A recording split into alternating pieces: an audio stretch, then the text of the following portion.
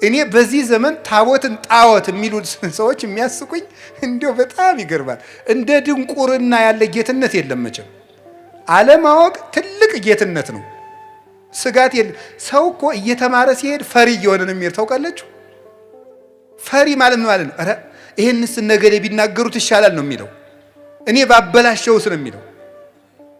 የማያውቅ ሰው ምን አለ? ደፋር የሚሆነው ሕፃንና ምንድን ነው አልተማረ ሰው ነው።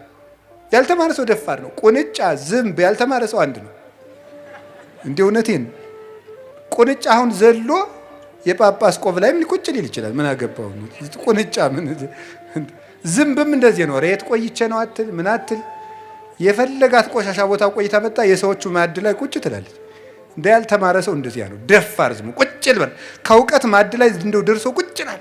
ሀፍረት ራሱ የለውም።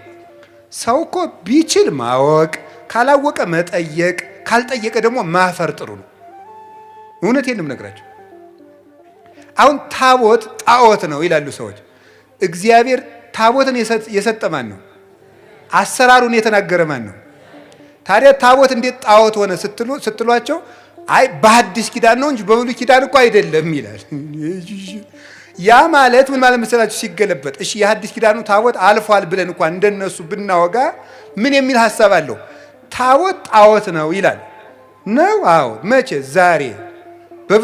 በብሉይ ኪዳንሳ ነበር።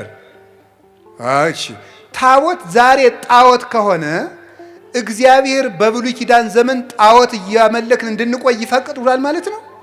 አይፈቅድም። ምክንያቱም የሰጠ ታቦትን ማን ነው?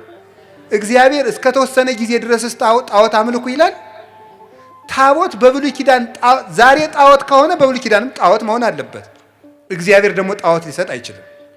በብሉይ ኪዳን ጣዖት ካልነበረ ዛሬም ጣዖት የሚሆንበት ምክንያት የለም። ታቦት የምታመልክ ቤተክርስቲያንም የለችም።